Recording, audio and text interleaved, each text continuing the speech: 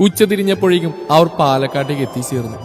വീശിയടിക്കുന്ന കാറ്റും ആടിയുലയുന്ന നെൽക്കതിരുമെല്ലാം മിഴിക്ക് പുതുമയായിരുന്നു. അവൾ കൗതുകത്തോടെ പുറം കാഴ്ചകളിലേക്ക് ഊളിയിട്ടു. ഇടയ്ക്കിടയ്ക്ക് കണ്ണിൽ വിരിയുന്ന അത്ഭുതത്തോടെ അവൾ എല്ലാവരെയും നോക്കും. ഫ്രണ്ടിൽ ലച്ചുവിന്റെ മടിയിലായിട്ടാണ് മിഴി ഇരുന്നത്. അവളുടെ ഭാവങ്ങൾ ഡെന്നിയും ലച്ചു ഒരേ ചിരിയോടെ ഒപ്പിയെടുത്തു. ഓൾഡ് പീപ്പിൾസ് പിന്നെ വണ്ടിയിൽ കയറിയപ്പോ തൊട്ടുള്ള ഉറക്കമാണ്. പപ്പേ, നല്ല രക്ഷണ്ടല്ലേ ഇത്? എന്തോരം കിളികര, നോക്കിയ പശു. അവൾ പുറമേ കാണുന്ന ഓരോന്നിനെയും ചൂണ്ടിക്കാണിച്ചുകൊണ്ട് ഡെന്നിയോട് പറഞ്ഞു. അല്ല എന്റെ മോളെ, അറിയാൻ പാടില്ലായിട്ട് ചോദിക്കാം. നിന്റെ വായിൽ പപ്പയെന്ന് മാത്രമേ വരുള്ളൂ. എപ്പോ നോക്കിയാലും കേൾക്കാം പപ്പേ പപ്പേ പപ്പേ. അപ്പൊ ഞാനാരാ? ലച്ചു കെറുവോട് ചോദിച്ചു. ഈ ലച്ചുവിനെ എന്ത് കുശുമ്പാ പപ്പേ. നമ്മൾ സ്നേഹിക്കുന്നെ കണ്ടിട്ടാ. എനിക്ക് വയ്യ പറയാൻ. പപ്പ ഒന്ന് പറഞ്ഞു മനസ്സിലായി കൊടുക്ക്. പപ്പേന്റെ വേദു അല്ലേ? അവൾ തലയിൽ കൈവച്ചുകൊണ്ട് പറഞ്ഞു. ഇവൾക്ക് ഇത് ആരുടെ നാക്ക കിട്ടിയിച്ച? എന്ത് പറഞ്ഞാലുണ്ടാവും ഒരു 100 മറുപടി. ലച്ചു അന്തം വിട്ടുകൊണ്ട് ചോദിച്ചു. ഓ, എന്റെ പൊന്നുമോള് പിന്നെ ചെറുപ്പത്തിൽ വായിൽ വരലിട്ടാ കടിക്കാത്ത ടീമായിരുന്നല്ലോ. ഒരു സംശയം വേണ്ട, കാഴ്ചയിൽ മാത്ര എന്നെ പോലെ. സ്വഭാവം ഫുള്ള് നിന്റെയാ. ഡെന്നി ലച്ചുവിനെ കളിയായിക്കൊണ്ട് പറഞ്ഞു. പപ്പേ, മിഴി വിളിച്ചു. ദേ തുടങ്ങി പപ്പേ വിളി. ലച്ചു കുശുമ്പോടെ തിരിഞ്ഞിരുന്നു. എന്താടാ കുഞ്ഞാ? അവൾ ലച്ചുവിന്റെ കുശുമ്പാണ്ടി ചിരിച്ചുകൊണ്ട് ചോദിച്ചു. ഞാനല്ലേ പപ്പേന്റെ മോല്? അവൾ ഉണ്ടക്കവിൾ ഒന്നുകൂടെ വീർപ്പിച്ചു പിടിച്ചുകൊണ്ട് ചോദിച്ചു. അതേലോ, എന്റെ കുഞ്ഞൂസാ പപ്പയുടെ മോള്. അവൻ അവിടെ മുഴുവൻ തലോടിക്കൊണ്ട് പറഞ്ഞു. പിന്നെ എന്തിനാ ലച്ചുവിനെ പൊന്നുമോലി എന്ന് വിളിച്ചേ? അവൾ ഗൗരവത്തോടെ ചോദിച്ചു. ദേ അടുത്ത് നിങ്ങൾ അമ്മയും മോളിങ്ങനെ പോരെടുത്താ ഞാൻ അതിന്റെ അടിക്കിടന്ന് വെള്ളം കുടിക്കും. അവൻ തലയിൽ കൈവച്ച് ഡ്രൈവിംഗിൽ ശ്രദ്ധിച്ചു. മിഴി കയറുവോടെ ലച്ചുവിനെ നോക്കി. അത് കണ്ടതും ലച്ചു പുച്ഛിച്ചുകൊണ്ട് മുഖം തിരിച്ചു. നമ്മുടെ പാർട്ടി പിന്നെ പുച്ഛത്തിൽ ഒട്ടും കുറവില്ലാത്തതുകൊണ്ട് ലച്ചുവിനെ തിരിച്ച് പുച്ഛിച്ചു. ഡെന്നി അത് കണ്ട് ഒരു നെടുവീർപ്പോടെ വണ്ടി ഓടിച്ചു. ഡെന്നിയുടെ കാർ ഈശ്വരമഠത്തിന് മുമ്പിൽ വന്നു നിന്നു. ഗേറ്റ് കടന്നും ലച്ചുവിന്റെ ഹൃദയം 10 മടങ്ങ് ശക്തിയിൽ ഇടിക്കാൻ തുടങ്ങി. ഡെന്നിയുടെയും ട്രീസയുടെ അവസ്ഥ മറിച്ചായിരുന്നില്ല. വർഷങ്ങൾക്ക് ശേഷം ഒരു തിരിച്ചുവരവ്. ഇപ്പോഴും തന്നെ കാത്ത് അച്ഛനും അമ്മയും തറവാട് മുറ്റത്ത് നിൽക്കുന്നതായി അവൾക്ക് തോന്നി. കണ്ണുനീർ കാഴ്ചയെ മറച്ചപ്പോൾ അവൾ കണ്ണുകൾ ഇറുക്കി അടച്ചു. ശ്വാസം സാധാരണഗതിയിലാക്കിക്കൊണ്ട് അവൾ കണ്ണു തുറന്ന് ഡെന്നിയെ നോക്കി. അവനും അവൾ കടന്നുപോയ അതേ അവസ്ഥയിൽ തന്നെ ആയിരുന്നു. ഉമ്മറപ്പടിയിൽ ചാരി നിൽക്കുന്ന ഭദ്രമ്മയും ചാരുകസേരയിൽ ഒരു പുഞ്ചിരിയോടിരിക്കുന്ന മാതച്ചനെയും ഡെന്നി ഒരു മിന്നായം പോലെ കണ്ടിരുന്നു. ട്രീസക്ക് പക്ഷെ കണ്ണുകളുയർത്തി പുറത്തേക്ക് നോക്കാനുള്ള ധൈര്യം ഉണ്ടായിരുന്നില്ല. തന്റെ പ്രാണനും കൂടപ്പിറപ്പുകളും ഇല്ലാത്ത ആ മണ്ണിലേക്ക് ഒരു മടക്ക ആഗ്രഹിക്കാത്ത പോലെ അവരുടെ ഹൃദയം ഇടിച്ചു. ട്രീസയുടെ അവസ്ഥ മനസ്സിലാക്കിയ പോലെ മായ അവരുടെ കൈകളിൽ പിടിമുറുക്കി. മുറ്റത്ത് വണ്ടി വന്നു നിന്ന സൗണ്ട് കേട്ടതും നന്ദൻ അകത്തുനിന്ന് പുറത്തേക്ക് വന്നു. എല്ലാവരും വരുന്ന പ്രമാണിച്ച് അടിച്ചു തുടച്ചൊക്കെ അവർ രാവിലെ തന്നെ എത്തിയിരുന്നു. അമ്മേ, ദേ അവരെത്തി. അവൻ അകത്തേക്ക് നോക്കി വിളിച്ചു പറഞ്ഞുകൊണ്ട് മുണ്ട് മടക്കി കുത്തി മുറ്റത്തേക്ക് ഇറങ്ങി. നന്ദന് പുറകെ നനഞ്ഞ കൈ നേരിൽ തുടച്ചുകൊണ്ട് മാലതിയും പറമ്പിൽ നിന്ന് ബാലനും വന്നു. പുറത്തേക്ക് ഇറങ്ങാനുള്ള ലച്ചുവിന്റെ വിഷമം മനസ്സിലാക്കി ഡെന്നി മിഴിയെ അവളുടെ മടിയിൽ നിന്ന് എടുത്തു. വിറക്കുന്ന കൈകളോടെ ഡോറ് തുറന്ന് ലച്ചു പുറത്തേക്ക് ഇറങ്ങി. അവളെ കണ്ടതും മാലതി കാറ്റുപോലെ പാഞ്ഞു വന്ന് ലച്ചുവിനെ ഇറുകെ കെട്ടിപ്പിടിച്ചു. മോളെ, എവിടെയായിരുന്നു മോളെ നീ? എന്തുമാത്രം ഞങ്ങൾ വിഷമിച്ചോന്നറിയോ? ആരോടും പറയാതെ മോൾ എങ്ങോട്ടാ പോയത്? മോളുടെ സന്തോഷത്തെക്കാളും വലുതായിട്ട് ഞങ്ങൾക്ക് ഒന്നുമില്ലെന്ന് മോൾക്ക് അറിഞ്ഞൂടെ?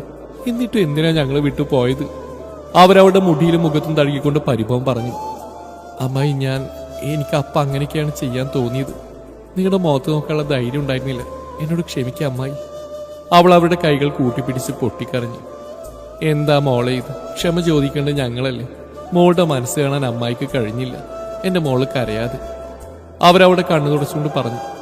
അമ്മായിയുടെയും മോളുടെയും പരിഭവവും പരാതിയും പറഞ്ഞിരുന്നു എന്ന് കണ്ടതും ഡെന്നി മിഴിയും എടുത്ത് പുറത്തേക്ക് ഇറങ്ങി. ഡെന്നിയെ കണ്ടതും നന്ദൻ അവനരികിൽ ചെന്ന് അവനെ കെട്ടിപ്പിടിച്ചു. ഇത്തവണ മിഴിയെ ഇടയിലിട്ട് അമുക്കിയില്ല. ഡെന്നിയെയും മിഴിയെയും കണ്ടതും മാലതി അവരുടെ അരികിലേക്ക് ഓടിച്ചെന്നു. ഡെന്നി, അവരവന്റെ മുടിയിൽ തലോടിക്കൊണ്ട് പറഞ്ഞു. അമ്മായി. അവന് സ്നേഹത്തോടെ അവരെ ചേർത്ത് പിടിച്ചു. ഡെന്നിയുടെ കയ്യിലിരിക്കുന്ന മിഴിയെ കണ്ടതും അവർ അത്ഭുതത്തോടെ രണ്ടുപേരെയും നോക്കി.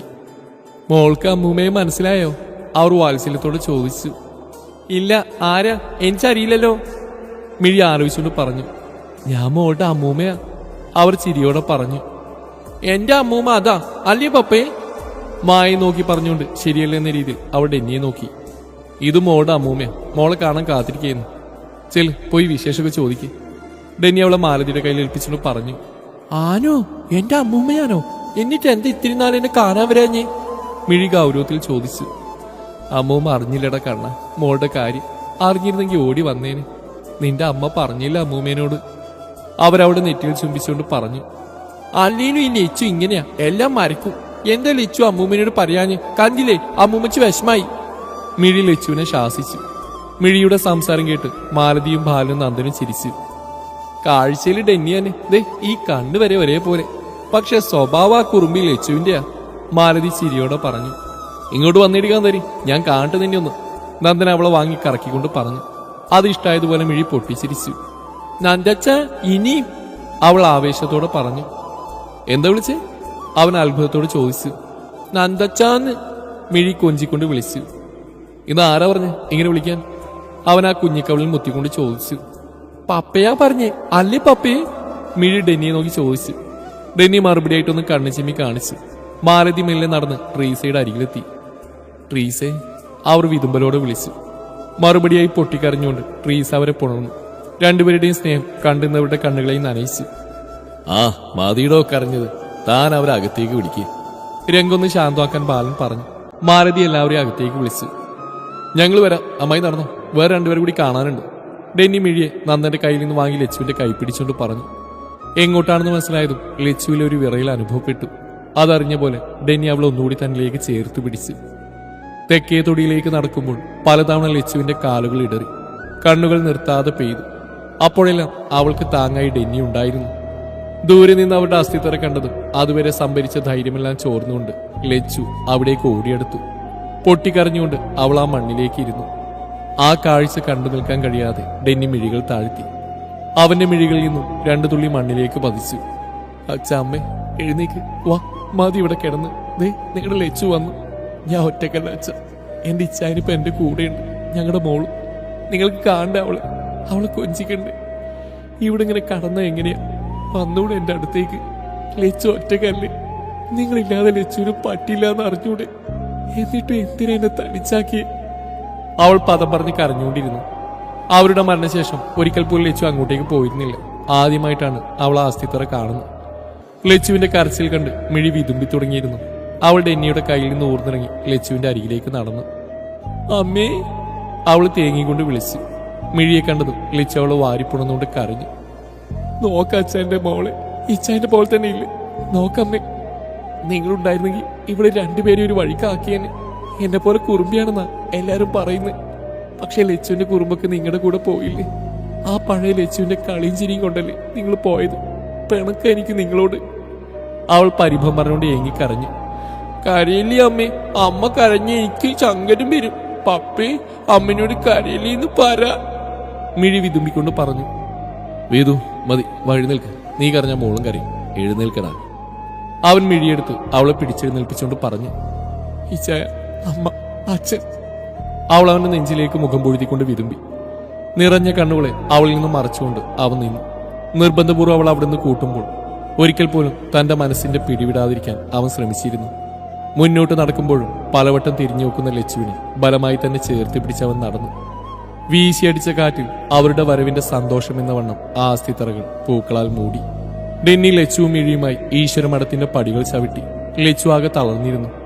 ഓർമ്മകളുടെ തീച്ചൂളകളിൽ എന്ന പോലെ അവളുടെ ശരീരം ഇടയ്ക്കിടെ വിറകൊണ്ടു. അകത്തേക്ക് കയറിയപ്പോൾ തന്നെ കണ്ടു അവരെ കാത്തുന്ന പോലെ ഇരിക്കുന്ന എല്ലാവരെയും.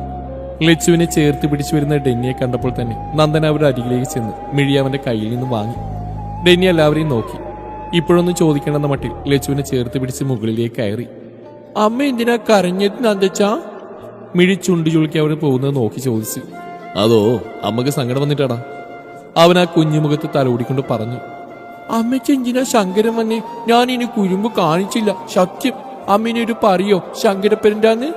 മിഴി വിതുമ്പലോടെ പറഞ്ഞു. നന്ദച്ചൻ പറയാട്ടോ, മിഴിക്കുട്ടി കുറുമ്പ് കാണിക്കാതിരുന്ന അമ്മ സങ്കടപ്പെടില്ല കേട്ടോ.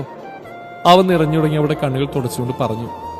ആനോ, എന്നാ ഞാനിനി നല്ല കുറ്റിയാവും. ഇപ്പൊ അമ്മയുടെ അടുത്തേക്ക് പോട്ടെ ഞാൻ. അവൾ നന്ദന്റെ കയ്യിൽ നിന്ന് ഇറങ്ങാൻ നോക്കിക്കൊണ്ട് പറഞ്ഞു.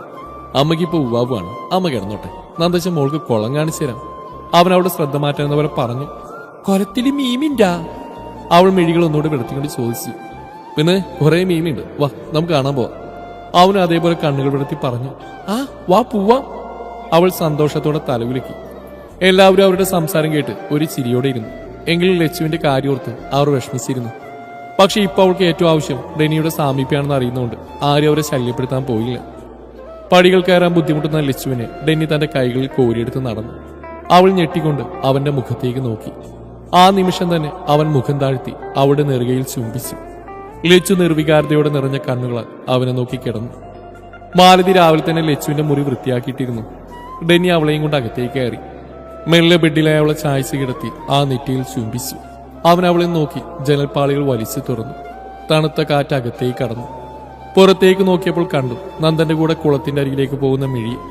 ഡെന്നി അതൊരു പുഞ്ചിരിയോടെ നോക്കി നിന്നു. മിഴി നന്ദനോട് എന്തൊക്കെയോ കാര്യമായി പറയുന്നുണ്ട്. നന്ദന് ക്ഷമയോടെ ഓരോന്ന് ചൂണ്ടിക്കാണിച്ച് അവൾക്ക് വിശദീകരിച്ച് കൊടുക്കുന്നുണ്ട്. അവർ പോകുന്ന നോക്കിക്കൊണ്ട് തന്നെ ഡെന്നി ലച്ചുവിന്റെ അരികിലായിട്ടിരുന്നു. തന്റെ അരികിൽ ഡെന്നിയുടെ സാന്നിധ്യം അറിഞ്ഞു ലച്ചു അവന്റെ വയറിലൂടെ ചുറ്റിപ്പിടിച്ച് മടിയിലേക്ക് തലവെച്ച് കിടന്നു. അവൻ വാത്സല്യത്തോടെ അവളുടെ മുടിയിഴകളിലൂടെ വിരലോടിച്ചു. ഇടയ്ക്കിടെ അവളുടെ ശരീരം വിറകൊണ്ടിരുന്നു. അപ്പോഴെല്ലാം അവൻ അവളെ തന്നിലേക്ക് കൂടുതൽ ചേർത്ത് പിടിച്ചിരുന്നു. ഇച്ചായ, ഒരുപാട് നേരത്തെ മൗനത്തിന് ശേഷം അവൾ വിളിച്ചു. എന്താടാ? അവൻ അവളെ എടുത്തുയർത്തി മടിയിലിരുത്തിക്കൊണ്ട് ചോദിച്ചു. അവൾ മെല്ലെ അവന്റെ നെഞ്ചിലേക്ക് ചാഞ്ഞു. ഡെന്നിയുടെ ചുണ്ടുകൾ അവളുടെ നെറ്റിയിൽ അമർന്നു. എന്ത് സന്തോഷമായിരുന്നല്ലേ ഇച്ചായ.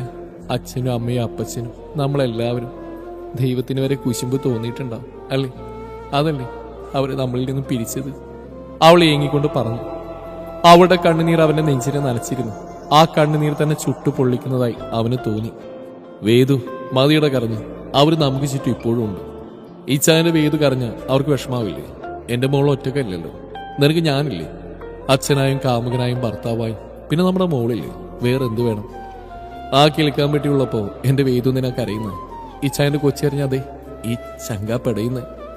അവൻ അവളുടെ മൂർത്താവിൽ ചുണ്ടുകൾ ചേർത്തുകൊണ്ട് പറഞ്ഞു. ലച്ചു തലയുയർത്തി അവനെ നോക്കി. ആ പൂച്ച കണ്ണുകളിലെ നേർത്തിളക്കം കണ്ടതും അവൾക്കൊരു നോവ് അനുഭവപ്പെട്ടു. അവളൊന്ന് ഉയർന്നുകൊണ്ട് ആ കണ്ണുകളിൽ ചുണ്ടു ചേർത്തു. അവൻ കണ്ണുകളടച്ച് ആ ചുംബനം സ്വീകരിച്ചു. മോളും ദേശീയായ അവൾ ചോദിച്ചു. നന്ദന്റെ കൂടെ ആ കുളത്തിന്റെ ഭാഗത്തേക്ക് പോകുന്നുണ്ടോ? ഇന്ന് അവനൊരു വഴിയാക്കും, ഡെന്നി ചിരിച്ചുകൊണ്ട് പറഞ്ഞു. മറുപടിയായി ലച്ചു ഒന്ന് പുഞ്ചിരിച്ചു. ഗൗരിക്ക് നന്ദേട്ടനെ ഇഷ്ടമാണെന്നുള്ള കാര്യം ഇച്ചായൻ അറിയും? അവൾ മുഖമേർത്താതെ ചോദിച്ചു.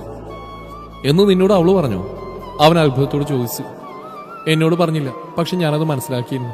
രാപ്പകലില്ലാതെ എന്റെ കൂടെ നടക്കുന്ന പെണ്ണല്ലേ ഇച്ചായ. എത്രയൊക്കെ ഒളിപ്പിക്കാൻ ശ്രമിച്ചാലും ഞാൻ കണ്ടുപിടിക്കും. അവൾ അവന്റെ നെഞ്ചിൽ വിരലൂറ്റിക്കൊണ്ട് പറഞ്ഞു. എനിക്കും പണ്ടൊരു സംശയം തോന്നിയതാ. ഞാനൊരിക്കൽ അവനോട് അത് ചോദിച്ചിട്ടുണ്ട്, പക്ഷെ അവനത് നിസ്സാരമായിട്ട് എടുത്തു. ഡെന്നി ആലോചിച്ചുകൊണ്ട് പറഞ്ഞു. നന്ദേട്ടിന് ഗൗരിയേക്കാൾ നല്ലൊരു കുട്ടിയെ കിട്ടില്ല. അവൾക്ക് ഒരുപാട് ഇഷ്ടമാണ്. ലച്ചു അവനെ നോക്കി പറഞ്ഞു. അങ്ങനെയാണെങ്കിൽ പോകുന്നതിന് മുമ്പ് ആ കാര്യത്തിൽ നമുക്കൊരു തീരുമാനം എടുക്കാം. ഇപ്പൊ എന്റെ മോൾ ഉറങ്ങിക്കാം. യാത്ര ചെയ്തല്ലേ, പോരാതെ ഒരുപാട് കരഞ്ഞു, തലവേദന എടുക്കും.